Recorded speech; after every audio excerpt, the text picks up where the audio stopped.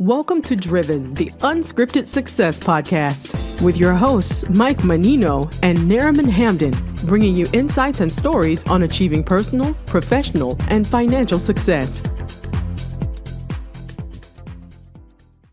Hey guys, I'm Nariman Hamden, and this is Driven Unscripted Success podcast. We've got a great guest on for you guys today. We've got Jim Henderson. Jim is the CEO of William C. Huff Companies, which is a moving and storage company for super high-end luxury homes, penthouses. So people with high net worth that need help moving their stuff, which needs to obviously be insured and handled very, very carefully. Not that anybody else's stuff doesn't need to be handled carefully as well. But and then he's also the president of JLH Sustainable Housing, LLC. So let me bring Jim on. Hey, Jim, how are you? I'm good. Good morning. Thank you for having me. Appreciate it. Thank you so much for coming on and taking the time. Looking forward to learning about what you do and how you got to where you are. So why don't we start with, explain what your business is, what you do, and what else goes on with your business. Well, if you haven't heard from the people around me, I tend to be a little long-winded, so we have to be a little careful. I could talk all day about almost anything, but I've had the William C. Huff Company business for 36 years. We started up in New Hampshire. Bill Huff was just basically your two men in a truck that basically would do small apartments and whatnot. And I somehow inherited his company, and I, being an entrepreneur, I thought, we'll just build it up and sell the license off in 5 years. Well, that was 36 years ago, and here we are. What really kind of got me hooked with the business after a couple of years is bringing in young individuals that maybe weren't college material, or they were, but they just didn't want to do the college thing. They were looking for full-time work. And in our industry, the moving and storage industry, as most people know it, it's kind of rough people, part-time kind of thing. And so what I did is I started building a culture here of people coming in and finding themselves and feeling important, being in people's homes and getting things done carefully. And so over the years, we've just stuck to the model of putting our people first. And then as a result, we've built ourselves up the food chain with the types of clientele that are attracted to us now are very, very particular about their items, their homes, and there's lots of protocols. But it all started with caring about our people first. Which makes sense, because anybody moving is so stressful, regardless of the situation, whether you're excited about it or not, and there's a lot of personal items and sentimental items that they care about. For myself, I moved several times in the past few years, and, it gets exhausting, and some moving companies, are not as a smooth transaction. So you actually taking that personal, touch of caring about your client, caring about their stuff and wanting them to get from point A to point B and have everything in one piece, Right. Yeah. which is great. I think a lot of business owners, they want to be able to tell their client they're the best in what they do. And there's really only one that's the best. And so being a competitive athlete, and a number of our men and women that work with us were competitive athletes in high school or college and whatnot. So they understand the concept of being number one. But it means you're constantly striving to be the best and to go the extra mile.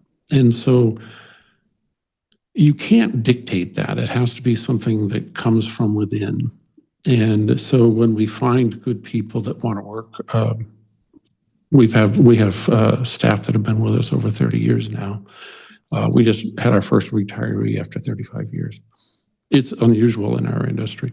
But by focusing on them and meeting their needs, they in turn have become the best in what they do because they take pride in what they do. You can't replace experience, and it takes time to get that experience. And so that's what we've been able to carve our niche in is everyone's looking for the secret, the pill that makes you successful. And it's not easy in our industry to undo the stereotypical image of a typical moving company. And Oh, we've for been able to sure. do that. Yeah, for sure. I mean, there's a lot of competition in that space, and clearly, you just touched on a few things of what sets you apart. It's taking the time to really understand the client and having that experience in knowing how to treat your employees as well to make them want to like what they're doing and helping these Sure. people, Yeah. So that's pretty fantastic. So, if somebody was listening right now and they want to get better, they're starting out with moving and the same thing, the way you started out, two-man, basically kind of like two men in a truck, Yeah. what tips would you suggest to them, in order for them to get better and to really focus on in order to get further? Yeah, I think for any business, and again, I'm going back. I started my first business when I was 12, and it was mowing lawns, and I built it up, and then I sold it to one of the local boys who wanted that job because it was actually pretty cushy, and I sold it to him for 2 weeks' pay when I was 13. So, That's but awesome. I've dabbled in business ever since, and the one thing is, you always want to give the client more than what they're asking for. It doesn't matter what business it is. And that's a life lesson I learned at 12 and 13 years old.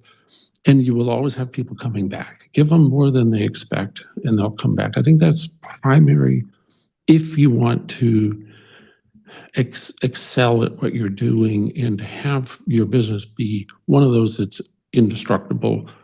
In other words, it doesn't go away during recession because there's always a market for the best of the best. So, yeah, the first thing if you're starting a business, strive to give more than what the client is expecting.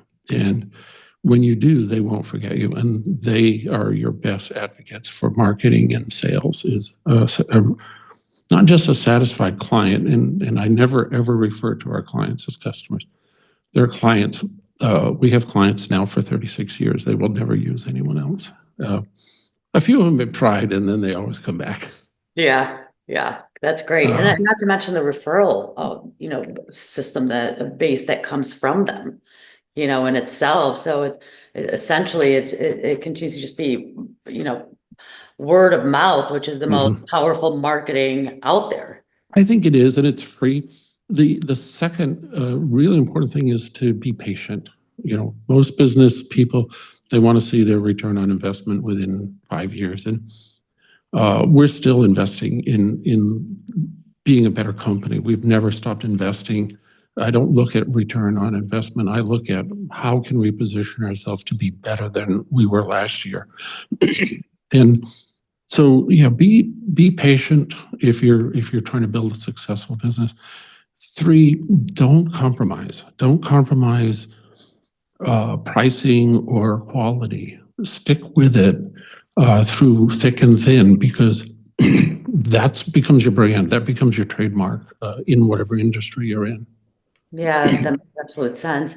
So, I'm sure there's a lot of times, people tend to hit bumps in the road every now and then. Can you share a time things didn't pan out for you, and how did you handle that? And how did you get through it? Yeah, I think probably one of the really big ones. We were just I didn't know it. We were going into recession in 2009, and I just completely bought all new trucks, brand new, and we went all in, and we just wanted everything to be brand new, both New Hampshire and our office in Florida. I forget how many trucks we had just traded in old, and we were just gonna kill it. And like within a year, the market and at the time, our client base was primarily upper middle class. We had some high net worth in homes, and not too many, if any, ultra high net worth. But so the primary market were upper middle class executives that had built their way up, but they're the ones that got hit the hardest during the recession. Yeah. And overnight, and I'm telling you, it literally was within 2 months, we lost 30 to 40% of our revenue.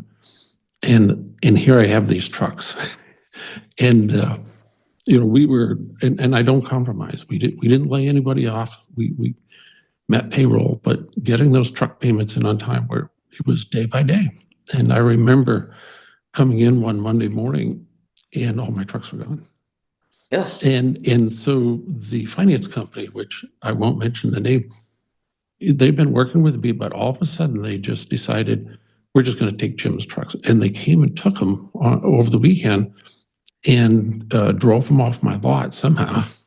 And it cost me $30,000 to get them back. And we'd missed like one payment or something. And I never forget that, because the company that we bought the trucks from, we're still buying them from. They weren't the problem. It was a finance company. They were fly by night. Apparently. Anyway, that was a tough thing, because it took me a week to get these back. We were scrambling for trucks. We were busy. And here we are with no trucks. But anyway, that's a real hard lesson. It was one that really shook me to the core, because you're like, what have I done wrong? And we hadn't done anything wrong. It was someone else, obviously, that for whatever reason just decided to not let me know that they were going to do something like this. And I just felt it was a real low point for us. No, I bet. I mean, I couldn't even imagine, leaving the office with all your trucks there, coming back the next day, and not one of that fleet is there. And you have all these clients, you're supposed to move their stuff, so that delays that morning, and their Monday family. morning, God, what a nightmare. It was rough. We pulled it off. Good for you. And you can look back. I mean, any business is going to have those types of things. It's just, like I said, don't let it change your perspective. Don't let it make you bitter. Don't make it, just learn from it. What we learned was just be really careful who you finance with. And we've changed banks sometimes. Just because we're people oriented, we're service oriented, and that's what we thrive on. And not all businesses are reciprocal. And so I would say another real important thing is align yourself with like businesses for your vendors, the people that you buy products from. Choose ones that align with your company philosophies and your company approach, because they're more likely to be there when you need them than ones that are just strictly by the numbers. In other words, you could buy something, get a really good price, but then there's no service. And Right. in business, the service really does matter. If, in fact, our business is all about service. It's not about price. It's being there for our clients. Absolutely. Absolutely. So what's a skill or habit you think doesn't get enough credit for contributing to your success? I think the individual, our staff, and I never use hardly ever, it's definitely a slip when I say employee. I use the term staff. It just is, it's more professional. Yeah. But I think that begins right there. Just as I don't ever have a customer, we're clients for life, and we're committed to that. But also because they're staff, it's more like family. So I think one of the biggest things overlooked in businesses are the people that are your business. And when you put them first, they're going to put your client first. And so I believe a lot of companies don't go that extra mile. When things get tight, they lay people off. I think we laid one person off once in 36 years, and it was only temporary. And, we started, I think their first year, we did less than 100,000 in revenue.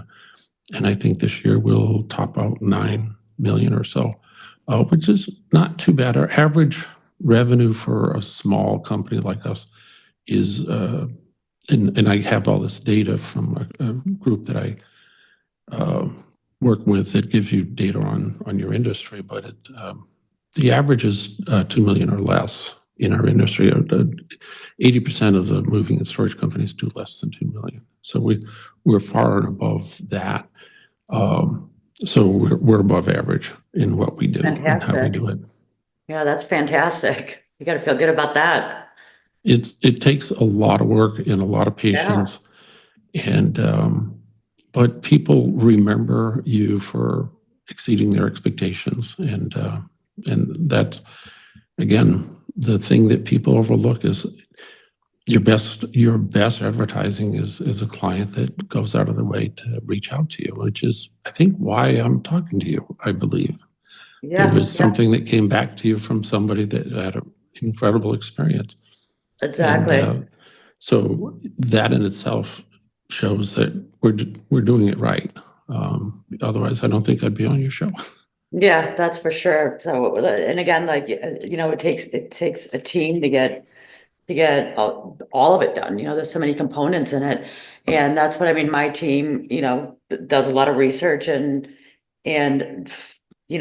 finds the right guests to come on the show, such as yourself, that have started out as you did, 2 men in a truck, and kind of worked here. But it's also about a referral thing as well. I'm coming in recommended or whatnot. So it goes back to the customer service and in being genuine and authentic, and having a ethics and a good philosophy of just the basics of how to treat people. Treat people good and go above and beyond, like you said. Then they're going to come back, time and time again. I'm full of one-liners. One is, you can't buy a great reputation, you have to earn it. Absolutely. So, and a lot of people, and I see it in our industry, I won't mention names, but oh my gosh, my digital marketing guy, Derek, that actually helped set this up with you, he's great at what he does, and he finds all the things that we need to do digitally to get known and noticed. But there was a company that came on the scene last year, and they spent millions per month, and they were everywhere. And Derek was like, "What's going on? I mean, they're killing the digital. They're on all the news channels. They're in the paper. They're this." I said, "Just wait, catch your breath, because this too will pass." And it's like anything else. They bought themselves a reputation within months, and we're still here. And you can't fake it. It takes a lot of work to maintain the kind of quality that we have. Our industry average satisfaction is less than 40%. And if you've moved a number of times, you can attest to that. And I know it to be true, because that's what 90% of our clients will say, is all of their moves were disasters, but ours was by far the best. And we tracked it for 35 years. We're about 96% client satisfaction, 96%. And I'm not exaggerating. Impressive. That's really, really impressive. In any industry, that's impossible. Yeah. But again, we're not looking to be the mega company. We want to, if we can brand and scale, that's great, but we're not going to compromise our quality and our reputation at that expense. We'd rather stay smaller and have the type of quality that has made us very, very favorable to some very wealthy families and not so wealthy. I mean, everybody wants a great experience no matter what, right? Yeah, for sure. For sure. Yeah, I mean, we all, when you think about it, you go to McDonald's, it's just food. It's not an experience. But if you go to a really nice restaurant, and let's say you have an unlimited budget, you get everything on the menu, but you really want that experience, but you're on a little bit of a budget. You go, you get the main course. And I always tell people that think we're overpriced. I said, we're not. We're a la carte. You can, if you just need the stuff picked up and moved, we're very competitive on that side of it. But it's all the other things that we do that many of our clients want us to do. And that's, you pick and choose and you pay accordingly. And I think that's a good philosophy when in life, when you're a consumer, is look for the quality and look for ways that you can get that quality at your budget or what you're comfortable with. And when you break it down to just picking it up and putting it down, if we can do it for homes that are worth over $100 million, we can do it for anybody's home. And it's going to go smoothly. And you don't need all the bells and whistles. You don't need the crating and all the white glove stuff. You just want someone reliable. And so we still have that market. People that know who we are willing to pay the 20 or 30% more for to pick it up and put it down, knowing that it's peace of mind, right? Oh, for sure. I mean, it's an investment. They're going to have they're going to have every single item, hopefully, meet them at their home in one piece, like them and their family showing up, and that's what it's mostly about. Because I mean, the first time I moved, the company, and I won't mention the company, they did a great job. But the second time I called them to help move, it was like it was another company. Sure. Yeah. Consistency, I think, is the big thing. We run into that. A lot of people say, I used to have a great experience with that company, but the last time it didn't go so well. Yeah. If you can find a client in 36 years that could say that about us, I would like to know who it is. So that consistency does cost. It costs us because we keep our men and our women and they get benefits and retirement and stuff. And so you are going to spend more. And that's just the way it is. But that's the consistency. And consistency counts. I think most people believe that the number one reason that they're hiring a moving company in America, and I can attest this because anyone that hasn't used us, the number one concern isn't how careful you're going to be. They say that, but their bottom line is what's your price, right? And we were always fighting that with new clients. And I said, we aren't about price. We're about the service and the value. And if you haven't experienced it, I can't explain it. Here's a list of people you can call and they'll tell you about it. But that takes a commitment to your staff and making sure that there's no gaps along the way, even as you grow, because we started literally with 2 men and we have 40, maybe 45 full-time staff now. So that's wonderful. Yeah, that's wonderful. You guys, I mean, in 36 years to come to, $9 million a year and 36 in staff. And I believe you mentioned that you had a recent retirement after 30 years. I mean, that's impressive. That's impressive, especially in your industry, with the storage and moving, because you really, you don't hear that. And then even in any other industry, it's pretty impressive. So let me ask you this, how do you encourage your team to think outside the box and bring new ideas to the table? Well, what we do is give them all the tools that they need to succeed in the field. And so much of what we do is behind the scenes. And so we have tremendous support staff from our warehouse managers to our digital transformation guy, Derek, to our general managers and our office staff. It takes a team to support those that are in the field day to day, doing the work that needs to be done. And so some of the things we do is we encourage them to look for ways that they can do things better or more smoothly, more efficiently. We have a lot of incentive programs for our guys as they come in to attain and achieve and surpass goals that they set and we set. I think it's really important when you start with a new staff member is to say, where do you picture yourself in a year? Where do you picture yourself in 5 years? And how do you picture us being a part of that? And a lot of these young guys haven't thought that. And we ask them, go home, think about it. And when you come back, we'll do an interview. And if we align with what your expectations are, I think it's going to be a success for all of us. And we do challenge people right up front to think about where they want to be. And again, I could bring in 15 people right now, and then they would all say, yeah, I started here and I moved up to here, and it was all a process. And we're proud of what we do and what we've learned. And so we invest in education things above and beyond anyone else in our industry.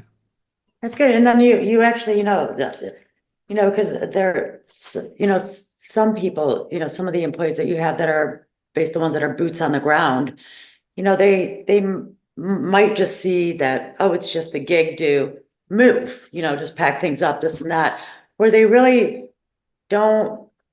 You actually challenge them by asking them, hey, where do you see yourself in a year? Right. What about 2 years? What about 5 years? And most likely they've never ever even thought about that or been asked that question. So everything how empowering is unique. Is that in itself? Yeah. Again, not being a business person, my background's engineering and sales, and not being in the industry at all was helpful because I didn't come in with expectations. I came in, preconceived expectations, like a lot of people. I came in completely unaware of the industry, its faults, its drawbacks, and I identified within a few months what the number one problem was with our industry, and that is the staff have no sense of security. And that was the first thing I addressed. And so we keep that at the forefront. We always want to be encouraging our guys and our women to look at where they want to be. And can we be a part of that? I've had people have come in for 2 or 3 years, save money and gone on and get their PhDs. One of my most famous success stories, and again, I love telling them because you were there when they needed you. And this fellow lived at my house and my wife with a friend, and they worked, both of them had gotten their undergrads and both wanted to get doctorates. And so they worked for a couple of years, lived in the house in New Hampshire. And this one, he was saying, Jim, I'm thinking of, now this is a guy who got a perfect score on his SATs, 1600. And he said, I'm thinking I want to open an office for William C. Huff. This is many years ago. And I said, no, Ben, you've got to use your brain a little bit more. Challenge yourself. What do you really want to do? And a couple of weeks later, he says, I'm thinking optical physics, which, if you know anything about optical physics, it's one of the hardest. Chemical engineering is really tough. Optical physics is up there. And I said, what are your schools? And he mentioned the one that I had gone to engineering, electrical engineering school in Arizona. And that's the one he chose. The other one was up in New York, but there was the top two, laser physics. And one of my professors, who was a laser physics genius, long since retired, we're going back to the 80s. Anyway, Ben got his PhD in optical physics. So flash forward, several years, he's got a family, lives outside of Boston, got 3 beautiful boys and wife, and we go over for dinner just to, because we stay in touch with these people, and he says, and he literally builds the mirrors inside of telescopes that go into space. So honest to goodness, he says, hey, you want to see some of the stuff that I've been doing? And I said, sure. And he pulls out his cell phone, and there's this picture of space, and it's so cool. And I said, where did you get that? And he said, oh, that's live. I have clearance to look at my telescopes that are in space, and I can pick up the signal on my cell phone. And so he's live streaming a government satellite in space to his cell phone. Anyway, yes.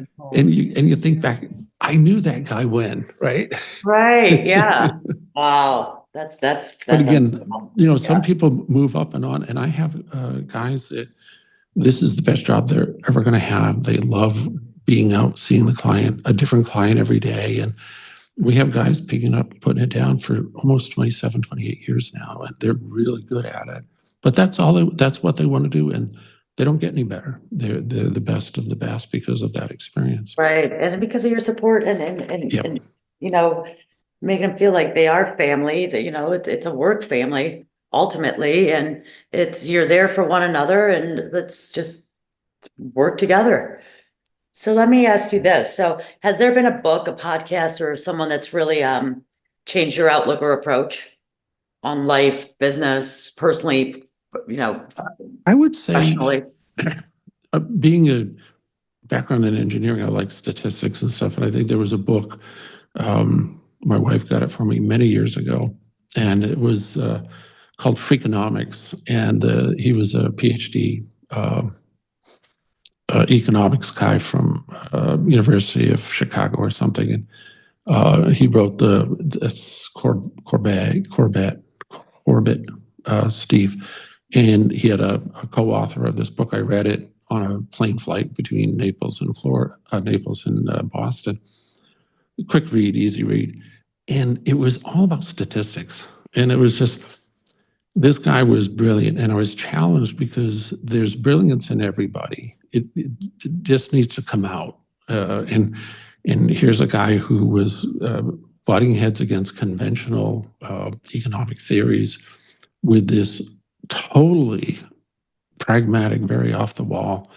And that I can relate to that because I see things a little differently. And this guy saw him differently. Now he's a world famous speaker all over the world. And he's right. He wrote a couple more books on economics and using statistical analysis. H. Howard Deming was a statistics guy. I still quote him. He was the father of modern assembly for cars and stuff in Japan.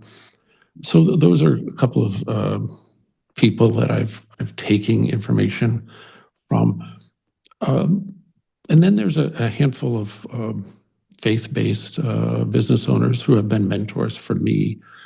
Theo Etzel, conditioneer, is a brilliant man, has done very well. And he and I have been on a couple of panels on ethics. And so I look up to people that are maybe a little older than me. The fewer and fewer older than me these days. So but I find that hard to believe. A handful of very stately, very successful businessmen that I've been mentored, had the fortunate opportunity to be mentored by. And that's important. I think as a business owner, you should be looking at other successful business owners and picking up on things that they've learned, because it can save you some time and some wasted effort on things that you think are important but really aren't at the end of the day. For sure. Let me ask you this. So let's see here. There was a specific question on it. Oh, here we go. So, obviously it sounds like you're doing great. And, as you're looking towards the future, I'm wondering if or how you create passive income, or if you have invested in the past. Yeah, that's an interesting question. My wife would like to know the answer to that too. Bring her on. Let her see this podcast. But much to my wife's chagrin, my investment has been the people within the company, and that's been my focus. And a lot of people talk about their stock portfolios and their real estate investments, and and that's fine. That's fine. But the reason we have the quality that we have, and it is second to none, and I can say this unequivocally because 97% of our clients come back, that's been my focus, and that's my retirement. And that's my my legacy moving forward.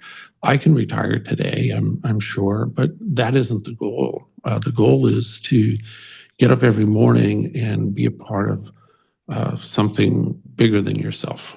And when I can't do that, then I don't know. I just haven't thought beyond that, because it's never been about money. It's always been about what we can achieve. And we have a lot of things on the, that we would like to see some things to fruition on. Some of our digital campaigns and some of our things that we've looked at that makes our business even more efficient and more beneficial to the clients. The answer is in digital transformation and technology. And So that excites me. And so we get up every day and we talk about these things of how we can transform the industry to be a better industry, because it is very, very broken. It's not regulated well. And there's a lot more problems in our industry than there are solutions. And we want to be a solution, not just for ourselves, but for the industry as a whole. And so, we look at a more global approach to things, and it allows us to bring other people outside of the industry to help us with technology that can transform our clients' lives, and our own business, but also the industry as a whole. That's great. So as we're getting ready to wrap up the interview, what exciting plans do you have in the works over the next 6 to 12 months? Well, I just have to be honest from the heart, and we'll talk about that. Out of nowhere, a couple of years ago, I started having trouble breathing, and so I ended up going to some cardiologists, and then next thing you know, I've got major artery problems, and I've been in and out of the hospital a dozen times in the past 2 years with doesn't seem any no ending in sight for these problems with my arteries, and so life looks a little different in terms of what I look forward to. Right now, I look forward to getting the green light to get back out on my boat and go fishing. So we literally take one day at a time, because that's all we're given. And I'm not a doomsayer, because there's if you're up in the morning and you're able to, you're doing something. And so, yeah, my lofty goals is I want to transform our industry. We have that really, real cool stuff that we ironed out 7 or 8 years ago that we still are very passionate about. I can't talk about, but it is something that would transform the industry. And I'm hoping, before I'm not around, that someone will take that torch and run with it, because it will. Our industry is going to explode to a $400 to $600 billion industry over the next 5 or 6 years. And the people that own the technology that we've identified are going to do very, very well.